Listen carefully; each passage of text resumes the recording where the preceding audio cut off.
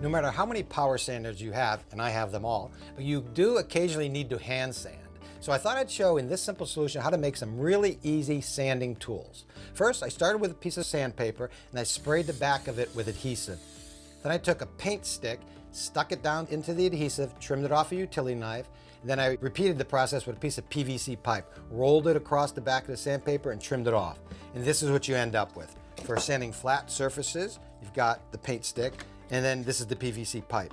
And so the paint stick is great for flat edges, flat surfaces, any flat surfaces, even outside curves. You can see how it very easily conforms to outside curves. And then the pipe is excellent for inside curves or contours, anything like this that you don't want to use something flat because you might flatten out the curves. So the pipe being round works perfect. Look at that.